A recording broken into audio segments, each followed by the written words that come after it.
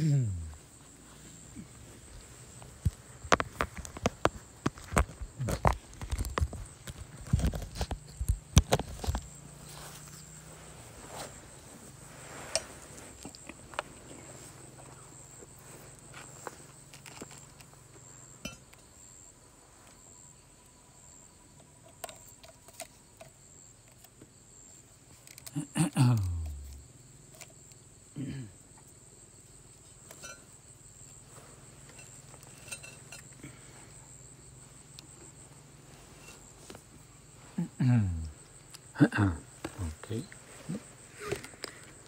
By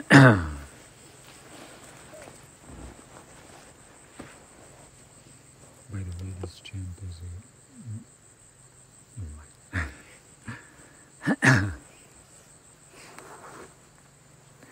so we are not a big crowd here, but still convenient to use the microphone.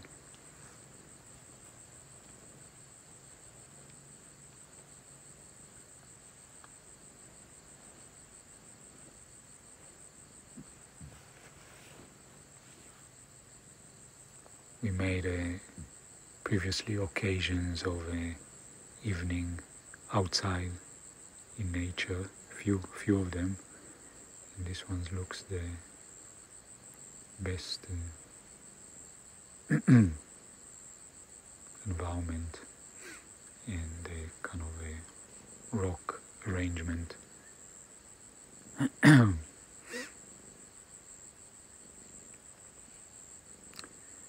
We have the rocks, we have the stream that is now like a long stretch, big pool of water. And almost full moon, looks pretty round, full.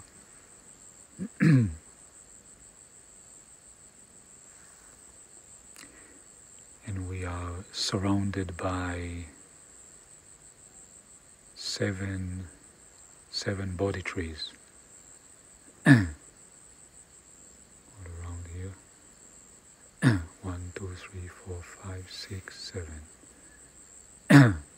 And the one that we especially, that was also the idea to come and arrange here, the one that we planted on Lompo Cha birthday. So 17 of June. So now it's 7 months.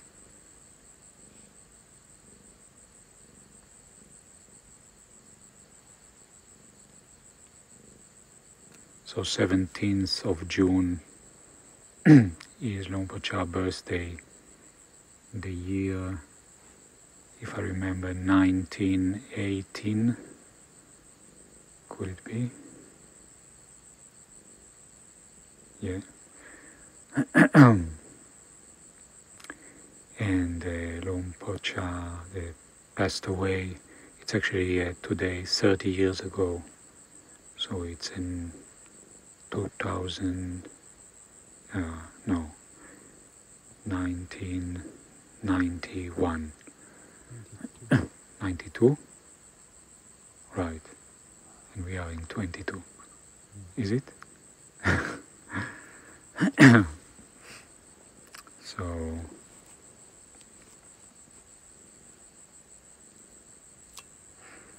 I used to mention before also like the birthday of Lompo Cha, the date is excellent because it is before the Pansa, mid of June, good time to meet for the Sangha.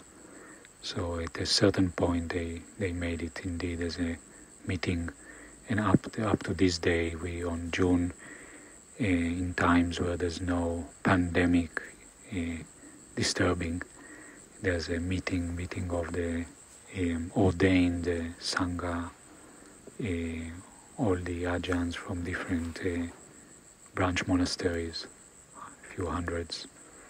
And then the 16th of January, so about half of a year distance, and so it is a Teacher's Day in Thailand, and also quite a good time of the year for a big gathering has been done for now almost 30 years in Wat Papong. But as now we are in unusual conditions of a human society and kind of restrictions, regulations, safety measures for the COVID. So the event there in Papong, something was done, but not as usual. And as I understand, most of the Ajahns from all over the country are not joining, but some do. What was, and actually finished by now already. So we have an opportunity to have an evening here.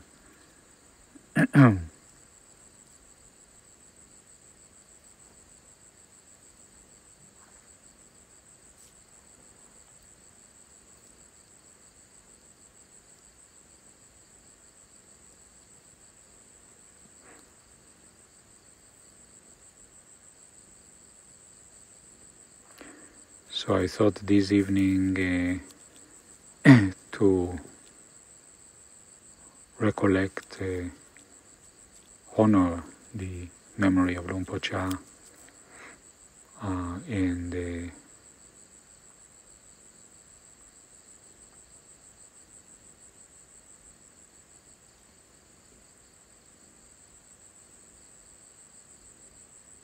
talk about him in or more about like the quality of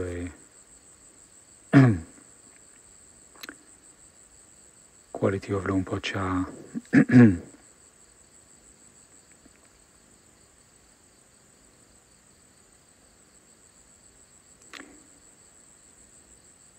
In a frame of a not well-known teaching of the Buddha, or maybe some know, and I think very, very useful and very relevant. So usually we call we say it's happened to be Teacher's Day, and the event is usually called Acharya Bucha, which is literally honor, homage to a teacher. But I think even better than that, and more broad, conclusive, and I think meaningful or useful, can see Luang Por Chah in terms of a friend, of a extraordinary case of a good friend, noble friend.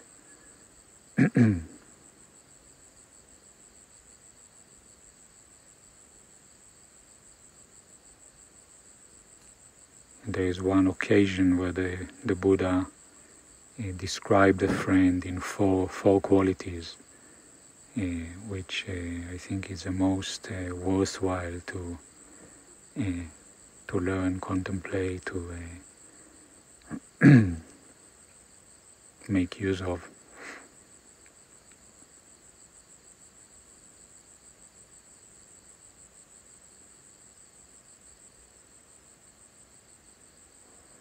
So the Buddha distinguishes between a faked friend or a bad company, bad friend, and a friend that is not commended, not recommended by the wise, and then the good friend or the true friend. Actually, in the Thai chanting book that we have, it appears as a chant, and will be maybe quite good to have it in English. So four qualities of a noble friend, of a true friend.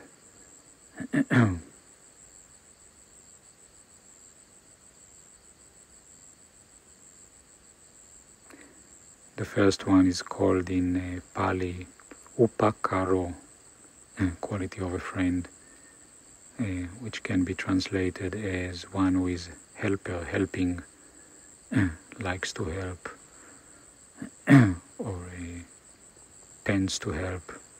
Or literally, upakao, I think, can be said one who is doing much.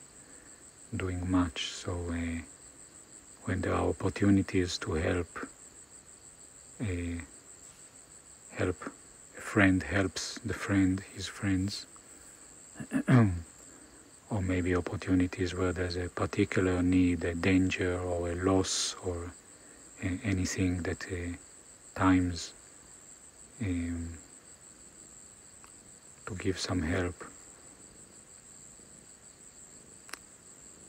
And it is said one who gives more than he promised helps more. If he's talked about that much, then he ends up doing more than that.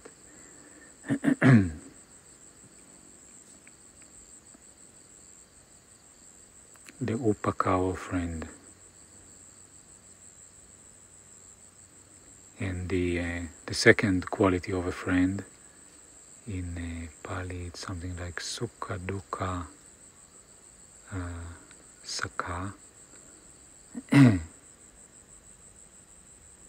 So it means one who is together in sukha and in dukkha. Literally, that's what it means. Keeps together in the happiness and the sorrow, or the joys and the sorrows, the pleasant times, the painful times. So if we like to understand the point, one can say one who is a loyal, trustworthy, committed, gives commitment, not just whenever up to mood or convenience, or the faithful one, friend.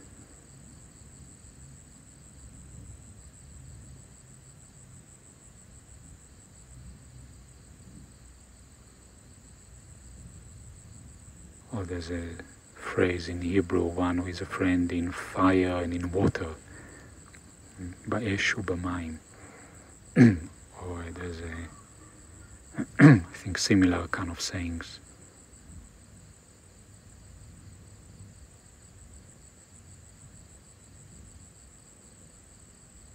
Through thick and thin. So being committed, loyal, also trustworthy means like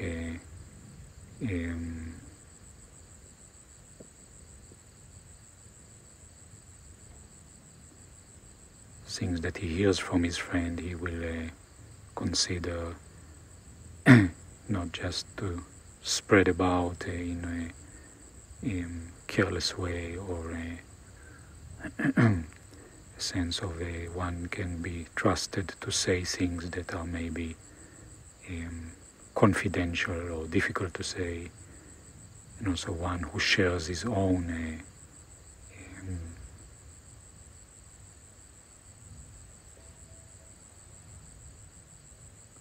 life with the friend.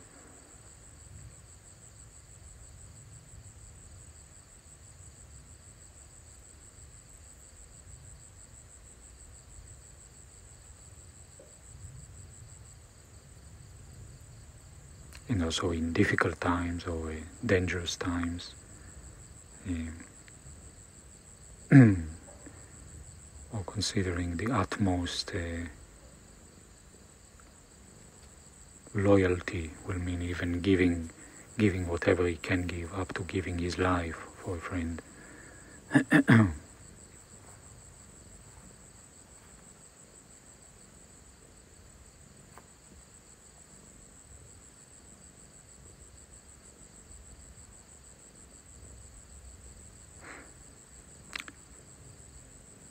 So second, the loyal friend.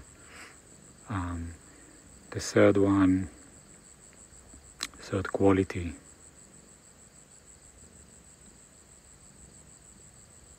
called in Pali Atthakayi or Atthakayo. So it means the quality of one who gives a good advice, good counsel, good knowledge, shares good knowledge, give encouragement. Kai means also something like to show or to point out, points out what is really beneficial, what is worthy, what is good, or shows it.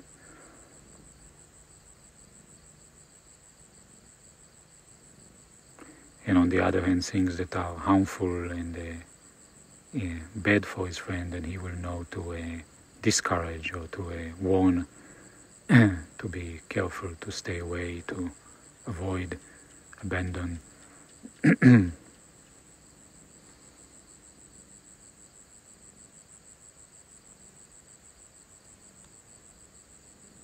We can say also to show the good way is not just talk. It can be done by example. In many cases it is much more effective, powerful than only words, or it can be together, done together.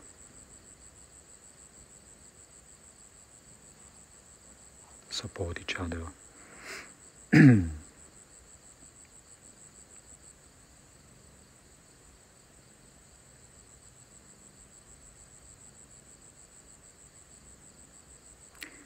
And the last quality is called, in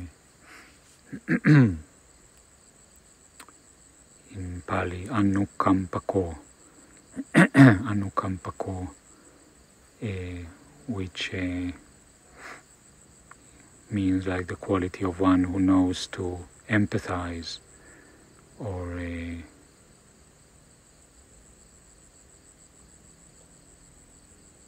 can be also called one who has got compassion, knows to empathize, to resonate with, to feel for his friend. That's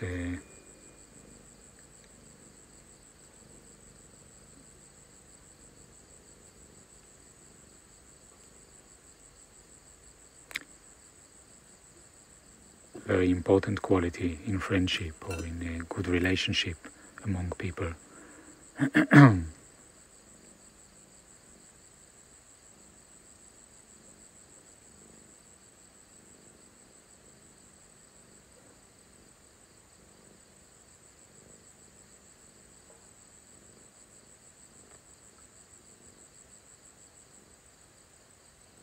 So it can mean like when a friend is in a certain moods or experiencing dukkha, then a friend who empathizes can kind of understand it, feel it, get a sense for what he's going through, and can be also in the good times, happy times. There's a sense of resonance, knowing, empathizing, maybe expressing gladness.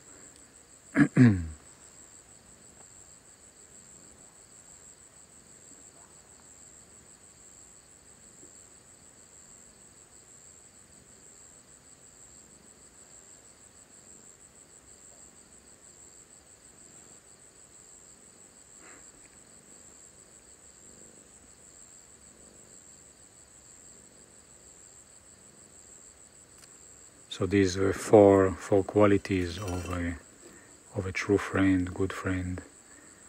As often as when the Buddha gives a list of a few qualities, one can look at it and see that there's a roundness to it, like it's covering the meaning of friendship in a quite a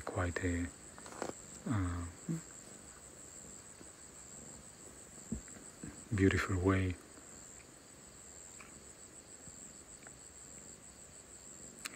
If we think a moment of a Lompo Cha, the life that he lived, then it is not difficult to see that Upakaro, he was one who was doing much upakao can be related to like the quality of effort, or like being energetic, being diligent. So from early age and early beginning of a monastic life, and then up to the last moments of being still having a good enough health to give support to others, to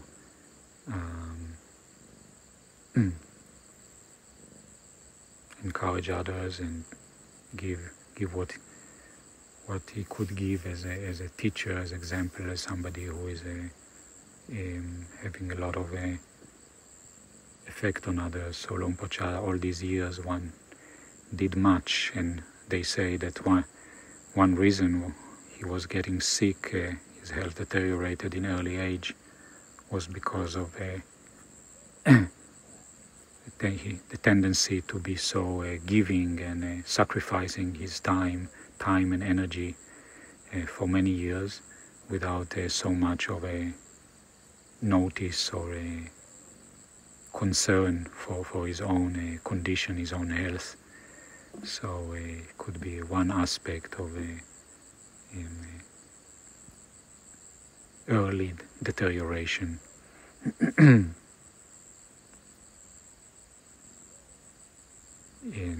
one can say every human, particularly of a more distinguished qualities, has a certain legacy, a certain way of living, and so Luang Por Chah, that was his choice, to give himself like so fully, intensely even, and then maybe getting worn out with the khandas, what we call the system of physical, mental functions.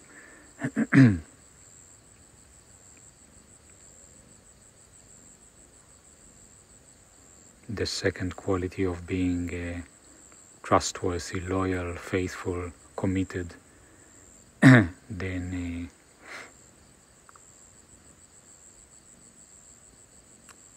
great results of practicing Dhamma are coming from being committed, loyal to the Dhamma as much as one can. That is something that need to be developed as any other quality and other aspect. So in the early years, Luang Por Chah was having that kind of intense quality of committing himself to the Dhamma Vinaya, and giving everything that he had. And then later on, the commitment when he taking the responsibility of accepting disciples, younger monks to stay with him, and then settling in Ban Go, in Wat Nom Papong. Then his commitment to this role, to this responsibility, is known to be a very, very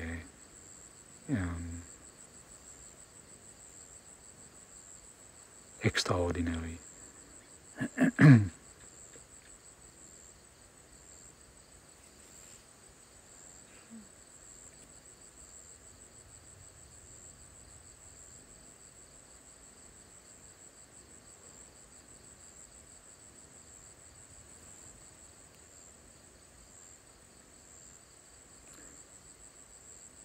Being trustworthy as a friend, as a teacher, whatever the relationship is of course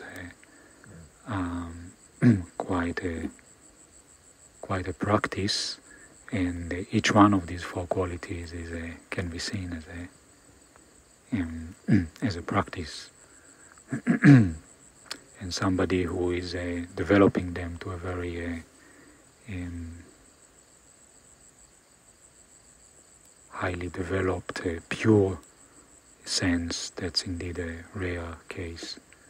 And the third quality in the case of Luang Por Chah, then also we we all know, like the the ability, the talent, the presence that he had. Example, so both in speech, using language, using the talent to teach, to explain, to point out, to encourage, to wake up people, all kinds of things that he could do. And of course, when it's actually meeting, when it is real and not just the records of it, then there is more than the words, much more than that. We can also get some of it in recordings of that we have, audio recordings, and a little bit of a video movie.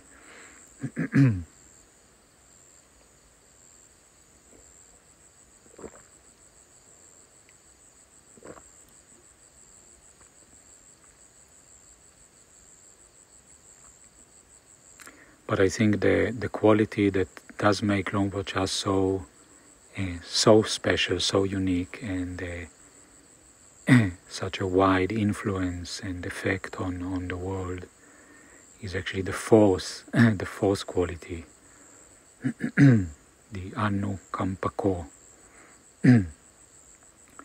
one who develops empathy,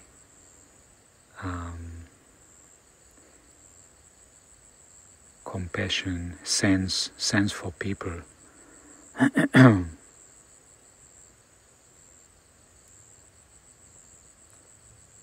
One can also relate to it as a kind of intuition or a sense that is some people have it more than others. Many people may be lacking it.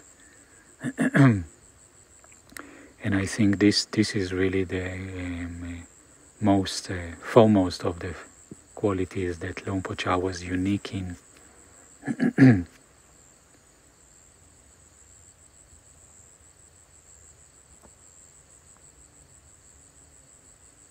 And it means that those many people that had opportunity to be with him, to meet him, what they the either a relationship or opportunity to ask, to giving of guidance, often was more than just one who knows the Dhamma, knows the principles, knows the teachings and understands them, maybe even profoundly, but also one that has a sense for the situation, for the people, for the individuals, in a quite extraordinary way. And so the effect is quite also special, extraordinary. And some things can be related to in a more particular way, and some things also, if Luang Por Chah had like quite a unique sense for the changing times that he lived in, these modern time that we are, we call it like that these days for the last century or half a century. So what kind of Dhamma is relevant for this time, for this kind of people, for this the change of social change, culture change, technology, all these many things. So from his generation that had a remarkable number in Thailand of forest Ajahns with a great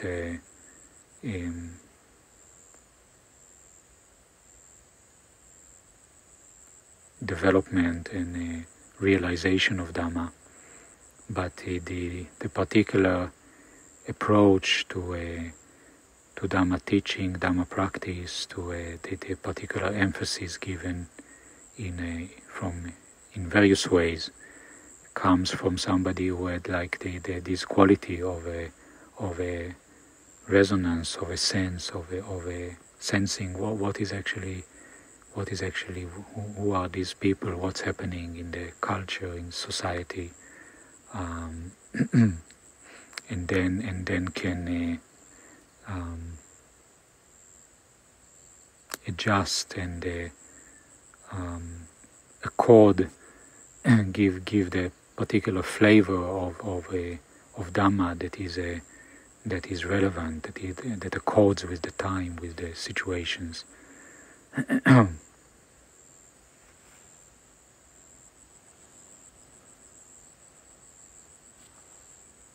And so ending up also being quite an attraction for not only Thais with the same culture, same language, but for people coming from all over the world, and can still find like a sense of resonance and inspiration and understanding of Dhamma, because this ability to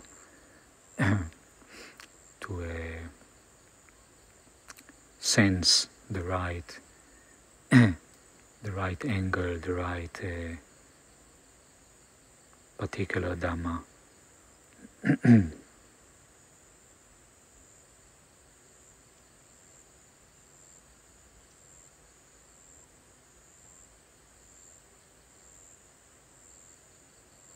Also, just the taking of interest to meet with people, to live together, to commit himself so fully. Is a lot of it is an expression of care, compassion, in large amounts.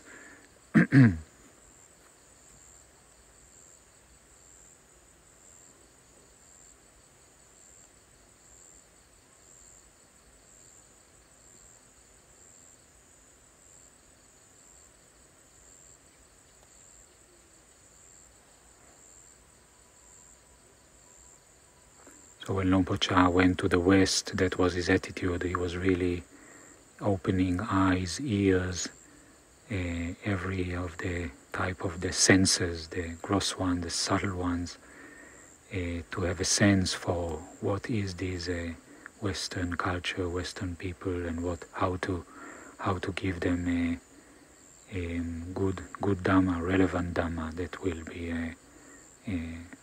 the useful and effective. One thing that he noticed was that even like people that are already interested in Buddhism and practicing and going and doing various things, they tend to be quite confused or full of all kinds of different teachings, different teachers, and there's like so much of so many things. So he saw that that's one of the difficulties, one of the obstacles for people that practice.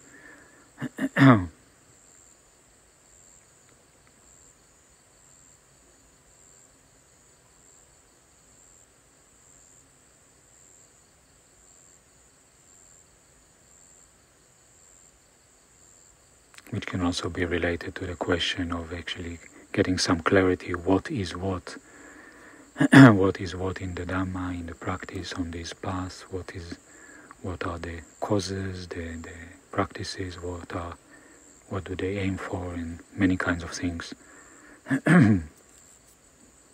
So I think this approach to Dhamma practice through the development of a friend, developing oneself as a good friend, true friend, and can also look at it, inquire into it through these four qualities,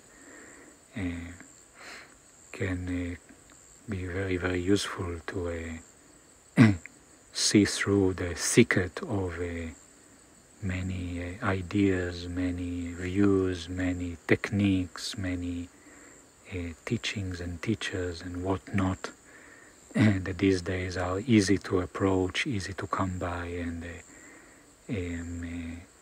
often can end up somehow not so clear or even confusing, many doubts. So coming back to down-to-earth human qualities, human potential, but if taken if taken, these qualities, taking them far to the fine quality of them and to the purity of these qualities, so it means they are not mixed with some faked or corrupted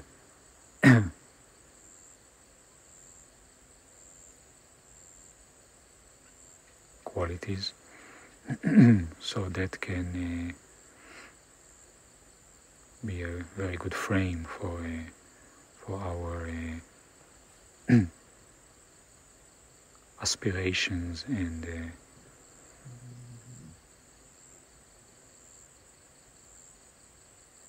opportunity to practice Dhamma.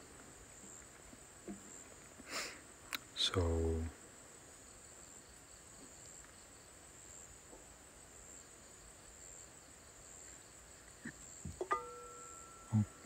that wasn't so it seems I talked long already. And I had one thing that came across to finish with.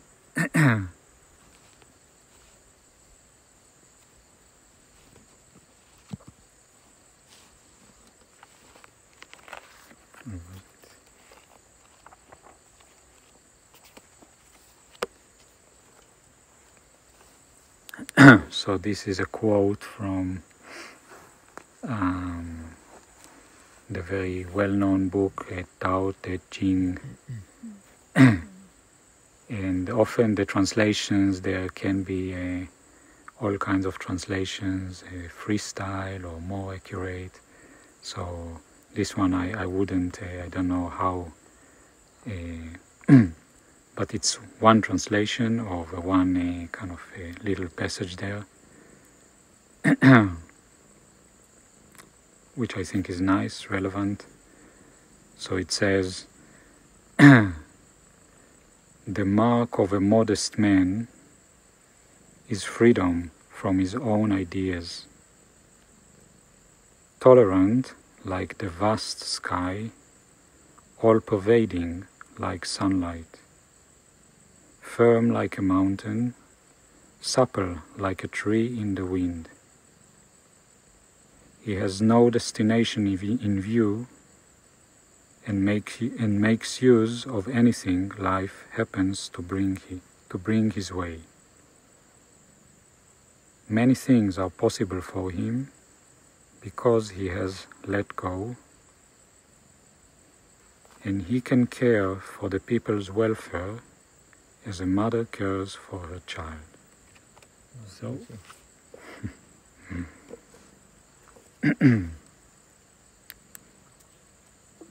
is Buddha-dasa? Is Buddha-dasa, no? No, it's the ancient Chinese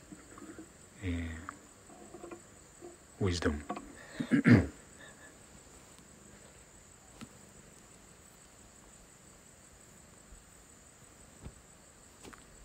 Probably a bit, yeah, but it's got some nice.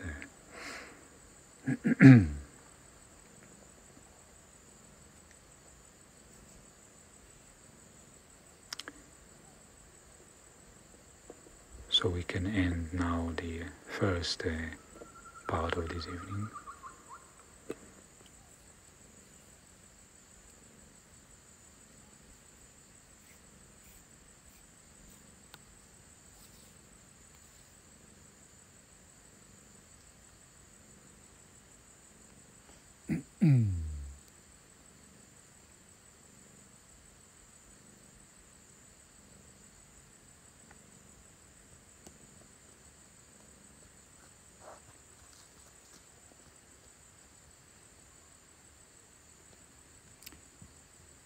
Actually, in the funeral of Luang Por Chah, the main talk was given by is now called Somdet Payutto, and he talked about Kalayana Mitta. So,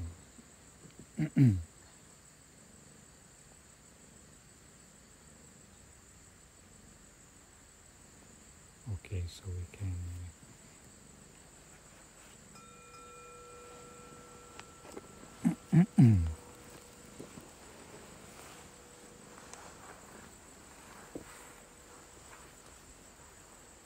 Arahang Samma Sambuddho Bhagava Buddham Bhagavantam Abhivademi Suvakato Bhagavata Dhammo Dhammam Namasami Supatipanno Bhagavato Sāvaka Sangho Sangham Namami.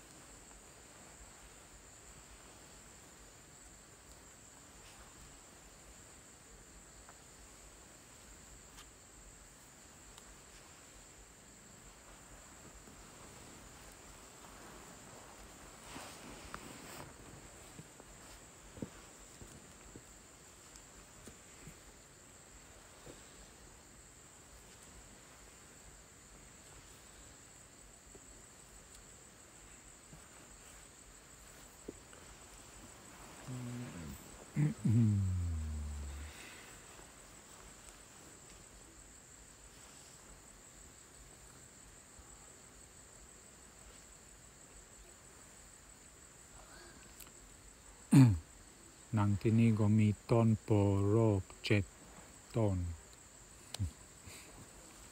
แล้วต้นที่นี่ก็ปลูกในวันคล้ายวันเกิดหลวงพ่อชา ตอนนี้ก็พอดี7 เดือนอายุมีอายุ7 เดือน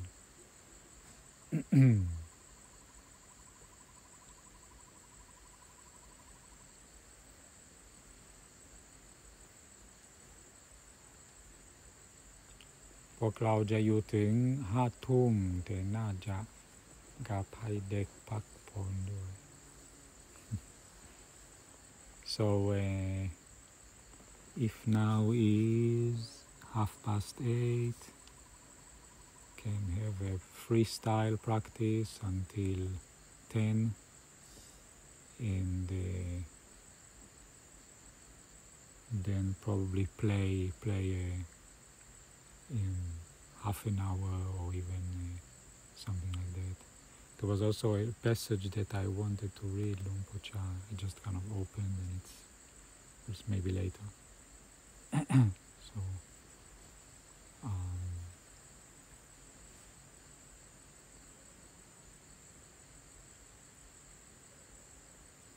yeah, can walk somewhere, sit here.